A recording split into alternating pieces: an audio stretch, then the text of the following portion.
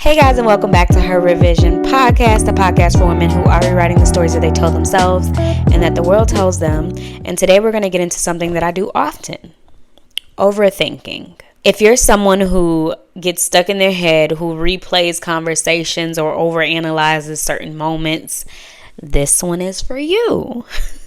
So before I actually dive into this topic, I do want to do a little plug in. A quick little reminder that I have a newsletter out right now for the podcast. It's my little weekly check-in where I might drop some gems, talk about things that I don't want to talk about on the podcast or I haven't talked about, my little diary entries, so to speak, where you can go and view my inner thoughts. If you're looking for a deeper way to connect with me and everything that we talk about here, this one is for you. The link is going to be in every episode description. Just click on the little more for this episode, and at the bottom you will see the link to the newsletter to sign up. Don't miss out, y'all. So let's be real here. Overthinking is not just a way for you to analyze situations on a deeper level, right? It's not where you're being reflective. That is what a lot of overthinkers may say to compensate for the fact that it's kind of a toxic trait a little, okay? Overthinking is that cycle where your thoughts feel like they're on a treadmill that you just can't get off of, where they're literally running on a hamster wheel and they're reoccurring over and over again until you drive yourself crazy. And you know how it goes. You could be laying in bed and then boom, out of nowhere, you get a random thought that pops into your head from a memory 3 years ago. And it might have been something that you said. Now you're contemplating whether or not it was stupid, or maybe it was a text that you sent that was a little awkward. And now your mind's spiraling because you're like, you worked through every possible option on whether or not people judged you off of that or what you could have did differently. Your mind is now spiraling off of something that randomly popped into your head. For me, I can overthink everything, whether it's a work thing, whether it's how I may be viewed by others, or if I said or did the right thing, quote unquote. I can overthink it. I can. And it's not like I'll just be thinking about it once, but it's more so like I'm dissecting it from every angle. Like I'm trying to figure out where exactly I could have went wrong, what exactly I could have did differently, what exactly I could have did better, right? And I'm breaking it apart. I'm trying to find that one piece of evidence that'll make me have a little mental peace. But the kicker is that it never comes. Like that little a thought of peace that I'm trying to find it so that I can, feel content with the decision that I made. It never comes. So why do we do this? If you're anything like me and you are prone to overthinking things into the ground, why do we do this? So I've thought about this a lot, and I've even talked to my therapist about this. And one of the things that I realized that it does boil down to control. We will analyze things so much that we are trying to find a solution or a fit to help us cope with the decision that we made, thinking that if we do, everything will be okay.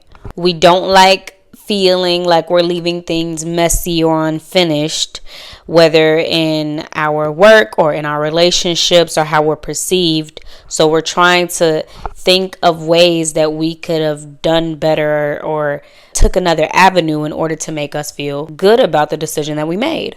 And I know for me personally, I am a control freak. I want things to be exactly how I imagined it. Even if I know that's not exactly how life works, my brain doesn't allow me to just settle in the thought that I don't have control. So I know that control for me is an aspect of overthinking that does keep me in that sort of cycle, right? From time to time. The second thing is fear. And I know that I'm not alone when I say that a lot of my overthinking comes from me being scared that others may not see me in the best light. That, somebody might not like a decision I made or an action of mine, a choice of mine, something I said. And that'll be a reason that I'll overthink everything into the ground because I'm scared of how the perception of me will be changed based off of an action. When I think about women, when I think about me, but also Black women in specific, we do have a certain standard of us that makes us appear like we have to have it all together. We have to make sure that we think the right thoughts, we do all the right things. And when you don't, or that, that perception of you is in jeopardy, it'll make you overthink everything that you've done into the ground. And I personally am a victim of this because I don't want to be looked at I don't want to be looked at in a negative light, because you can't control that. Again, fear, control. I can't control how somebody views me, but because of that, and because I can't, I'll overthink all of the actions before that happens to try to avoid it, which doesn't ultimately work, but that is something that I'll do. And because of the perception that can be placed on me, I'll use my overthinking as a sort of like an armor or protection, so to speak. I will overanalyze every decision and every moment so that I can, in turn, in some sort of way, prepare myself for any outcome. It's like I'm trying to protect myself. I'm trying to protect my peace, my heart, by thinking of everything that could possibly come out of an action or decision that I've made. But instead of it actually protecting me, what I've learned through therapy is that it doesn't actually protect me. It wears me down. The overthinking, the trying to make sure that I've done everything the right way, or trying to make sure that, I wasn't too awkward, or I didn't say the wrong thing, or somebody didn't feel this way about me based off of something that I did. It wears you down.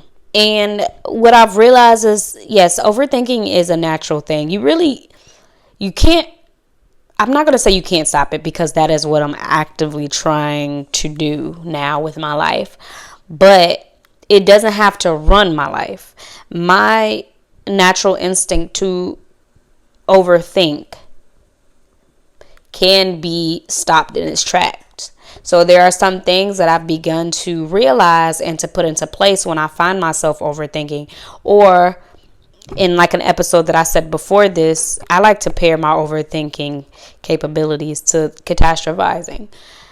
Which, if you have been listening to my podcast for a while, there was an episode that I did on catastrophizing, and I feel like overthinking and catastrophizing go hand in hand, so go watch that episode. But there are some things that you can do before you get into that overthinking state of mind, right? The first thing you can do is you can ask yourself, like, what am I telling myself right now?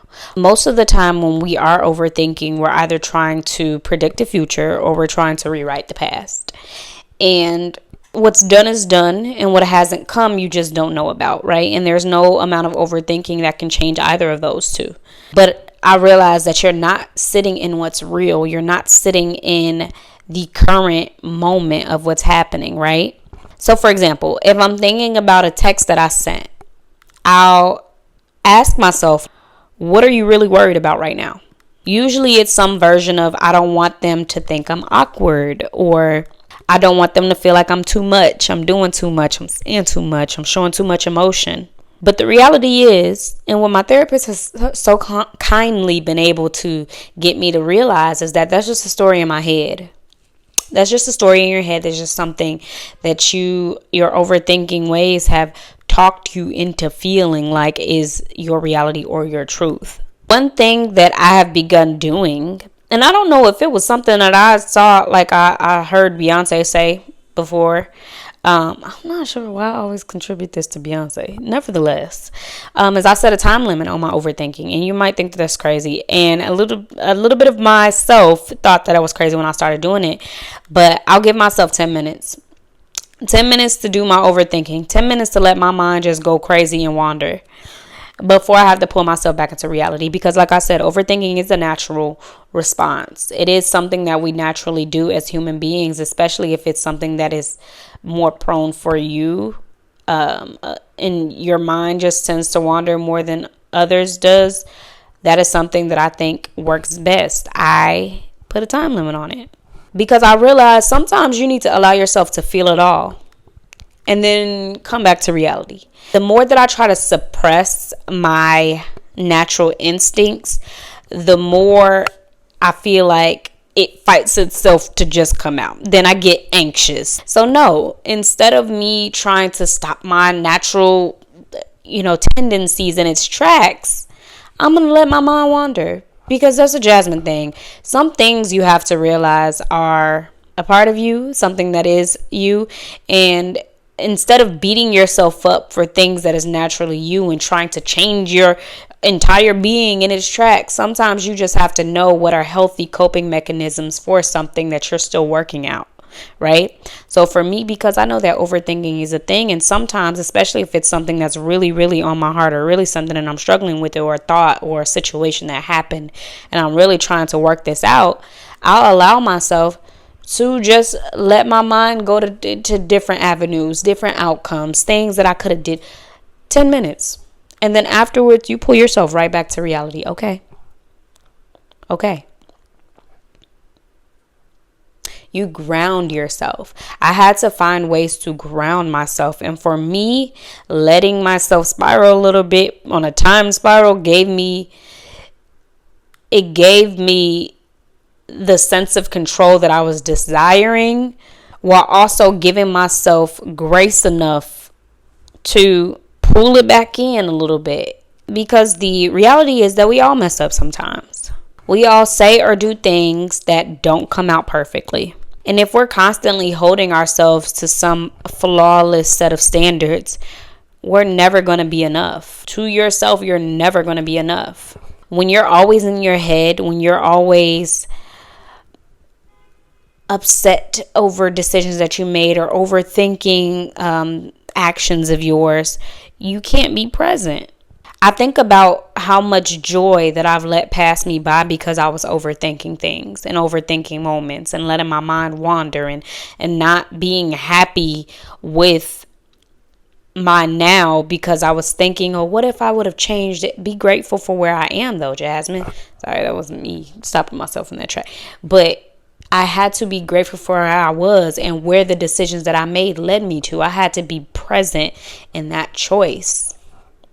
I cannot overthink things that I've done because they happened already. You miss the little moments. You miss the laughs, the good conversations, the very sentimental moments because of overthinking. Because we're so stuck in a moment that is already gone.